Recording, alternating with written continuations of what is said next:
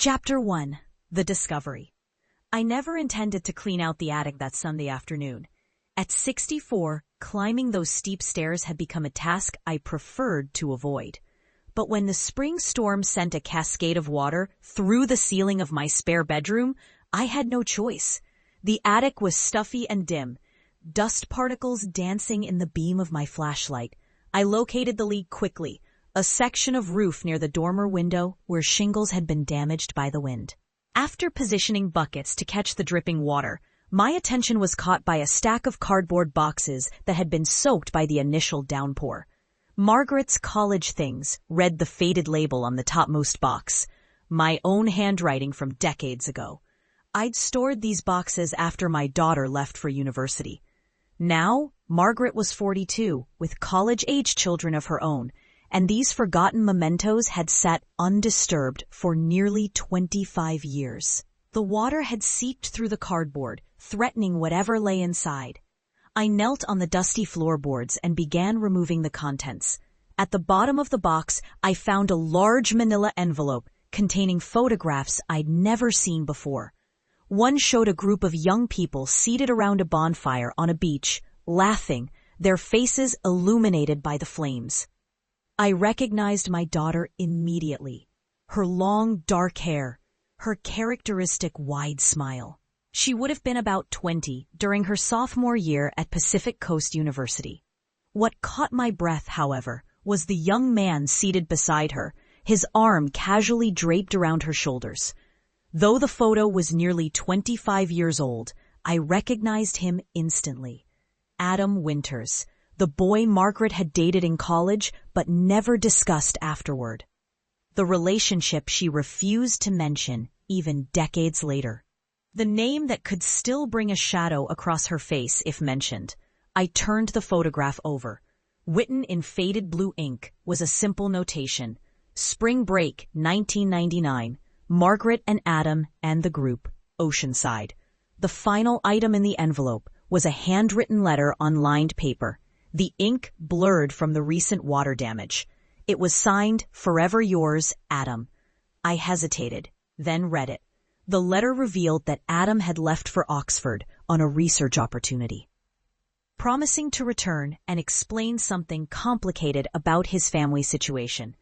"When I return from England, I promise to tell you the whole story. Please wait for me," he had written. But clearly, whatever plan Adam had for their reunion had fallen apart. Margaret had never mentioned him returning from England. Their relationship had simply ended, and she had never been quite the same afterward, more reserved, more guarded with her emotions.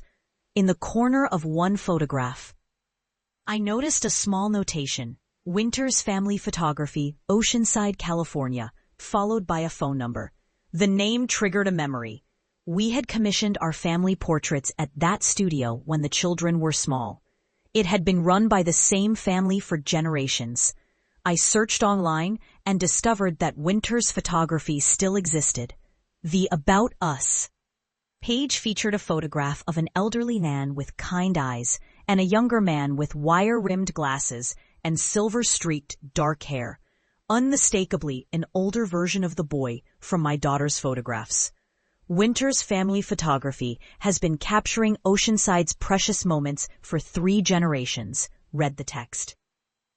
Founded by Harold Winters in 1953, continued by Edward Winters from 1978 to 2018, and now led by Adam Winters, award-winning photographer and Oxford-trained visual anthropologist.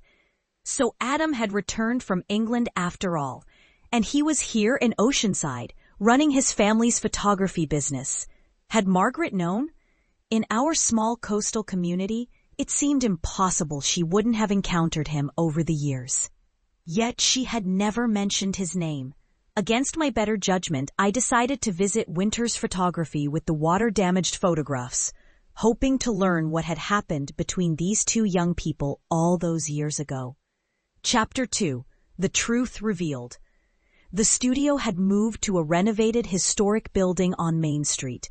The space displayed stunning black and white portraits, each capturing authentic emotion rather than posed stiffness. Mrs. Sullivan? A deep voice interrupted my examination of the photographs. I'm Adam Winters. You called about photograph restoration? I turned to face him, momentarily startled, despite having seen his image on the website. The resemblance to the young man in Margaret's photographs was striking, though time had matured him. His dark hair was now threaded with silver at the temples, but his thoughtful gaze remained the same. Yes, thank you for seeing me, I said, then removed a manila envelope containing the storm-damaged photographs. These were affected by a leak in my attic. His reaction was immediate. Shock, then a complicated emotion I couldn't quite name. Where did you get these? He asked softly. They were in my daughter's college things, I said, in the box damaged by the leak. You're Margaret's mother. Our conversation revealed that something significant had separated them decades ago, something connected to Adam's family. He was reluctant to explain, repeatedly stating that if Margaret hadn't chosen to discuss it, perhaps it wasn't his place to do so. I learned that Adam had lost his wife to cancer 3 years ago and had returned to Oceanside to care for his ailing father, who had passed away just last month. He now ran the family photography business while raising 2 teenage daughters. As I prepared to leave with the beautifully restored photographs, Adam's assistant handed me a small archival box. Mr. Winters said you might be interested in this as well. He said it was found among his father's effects last month. Inside was a single photograph and a sealed envelope addressed to Margaret. The photograph showed a much younger Edward Winters standing beside a woman with a striking resemblance to my daughter. Same dark hair, same wide smile. On the back was written, Edward and Margaret Winters, 1965. Margaret Winters? This must be Adam's grandmother, for whom my daughter was coincidentally named. But the date gave me pause. 1965 was the year my daughter was born. The sealed envelope was dated June 1999, right around the time Adam would have been leaving for Oxford. After much internal debate, I broke the seal. The letter, written by Edward Winters, revealed a shocking truth. Decades earlier, Edward had fallen in love with a young woman named Margaret Bradford, my father's sister, my aunt for whom I had unknowingly named my daughter. They had planned to marry until discovering they were half-siblings due to a secret affair. This revelation had destroyed their relationship. My Aunt Margaret had moved across the country, married a man named James Sullivan, my father, and died in childbirth a year later, giving birth to me.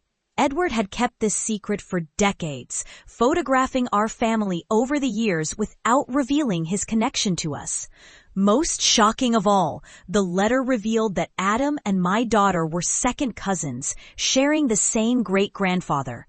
Edward had intercepted their relationship, forcing Adam to go to Oxford without explanation rather than let history repeat itself. The letter had never reached Margaret. Instead, it had remained sealed for 25 years, discovered only after Edward's death. Now I faced an impossible decision. Tell my daughter the truth about her namesake and her unexpected connection to Adam, or let the past remain buried. Chapter 3. The Reunion. Margaret arrived precisely at noon on Saturday for our monthly lunch. At 42, she was still beautiful, though the reserve I had noticed for so many years remained, a careful guardedness behind her smile. At the Lighthouse Cafe, I finally showed her the restored photographs from her college days. Shock, recognition, and pain flashed across her features before she carefully composed herself. Where did you find these? Her voice was steady, but her fingers trembled slightly. In a box labeled Margaret's College Things. They were damaged in the leak, so I had them restored. I paused. At Winters Photography, she looked up sharply. You saw Adam? So she did know he was in Oceanside. The knowledge was there in her reaction, in the slight flush that colored her cheeks. I placed the small archival box on the table. This was found among Edward Winters' effects after his death last month. It has your name on it. As Margaret examined the photograph of Edward and her namesake, the cafe door opened. Adam Winters stood in the doorway, scanning the restaurant. When his gaze fell on our table, he hesitated, uncertainty clear in his posture. Margaret became aware of his presence, her body tensing before she controlled her reaction and looked up. "Adam," she said, her voice remarkably steady. "What a surprise." "I invited him," I admitted, or rather suggested the possibility. As Adam joined us, Margaret read Edward's letter. I watched her face as shock gave way to disbelief. Then comprehension. "Is this true?" she asked. "About your father and my great-aunt? About us being related?" Adam nodded solemnly. "As far as we know, yes. My father confirmed it before his death." "So this is why you disappeared? Why you never called from England?" Margaret's voice held decades of hurt. "Because your father told you we were second cousins?" "He did more than tell me," Adam said quietly. "He threatened to reveal the whole scandal to your family, to the community. Said it would hurt your mother, your grandparents. Said I should make a clean break for everyone's sake." Margaret's anger was palpable. "So you just gave up? Let me think you'd abandon me?" "I was 22, Adam explained, suddenly faced with family secrets I'd never imagined. A father threatening to create a scandal that would hurt everyone involved. Yes, I gave up. I buried myself in work at Oxford, tried to forget." He paused. "I did meet someone eventually, Claire. We had a good marriage, 2 beautiful daughters, but I never stopped wondering what might have been if we'd handled things differently." My daughter sat very still, absorbing his words. Then she laughed softly, though there was little humor in the sound. "All these years thinking you'd simply decided I wasn't worth the effort.